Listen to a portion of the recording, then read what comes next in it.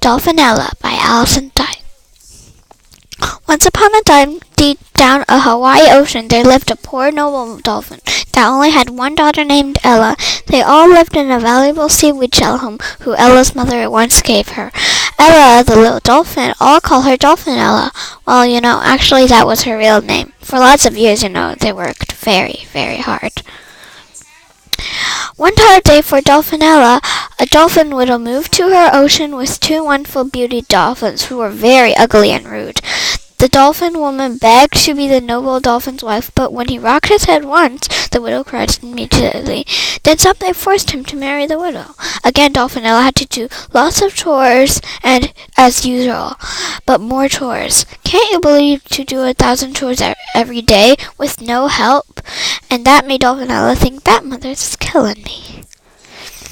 One royal day, the step-dolphins and the stepmother dolphin received a note to have a royal ball with the prince, but when Dolphinella got a note, the step-dolphin snatched it immediately and angrily said, "You can't go. You have to do the housework."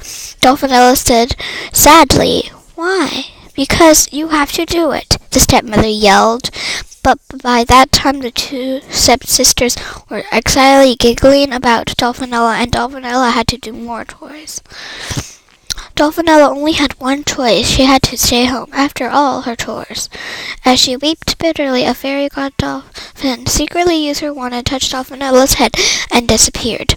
And on Dolphinella's forehead there appeared a gold star, and a note appeared in her hand. It wrote in cursive, "This star will bring you good luck. When you touch it, something you wish will happen." And lastly it said, "Don't waste the wishes."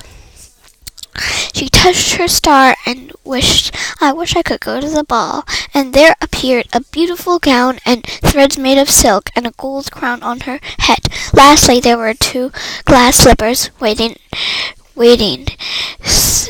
Outside was 2 lobmen and 8 seahorses, and Dolphinella quickly got outside and sat in the big coach and galloped away. Faster and faster they went, and look how the seahorses ran. Dolphinella stepped inside, and there was a big line.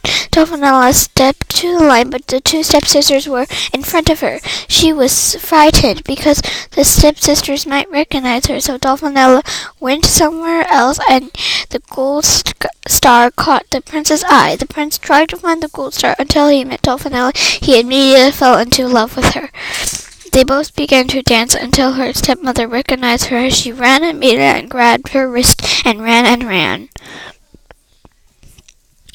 Until they got outside, she pushed Dolphinella down the stairs, and one of the glass slippers fell on the stairs.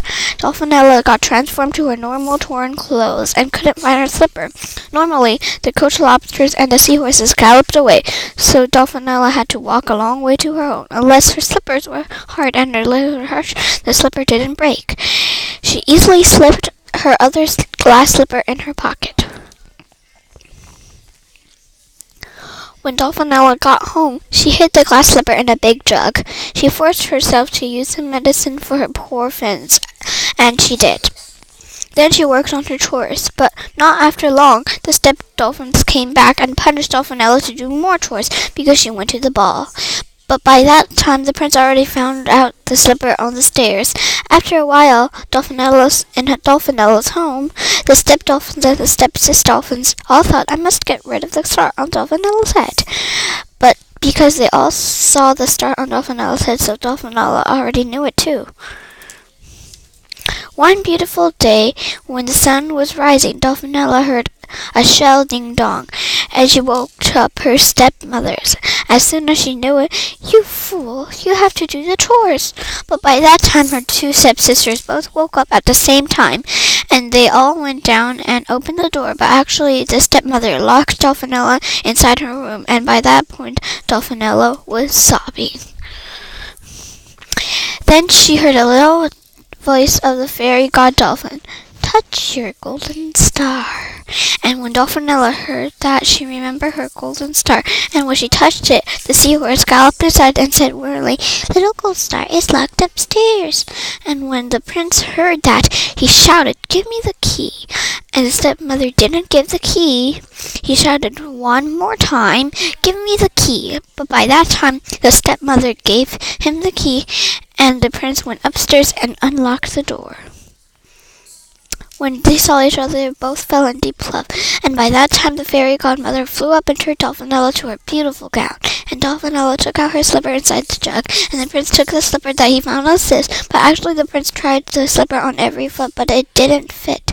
But when the prince put the slipper on Dolphinella's, the slipper fit, and everyone was shocked. They both have a nice life and lived happily ever after. The end.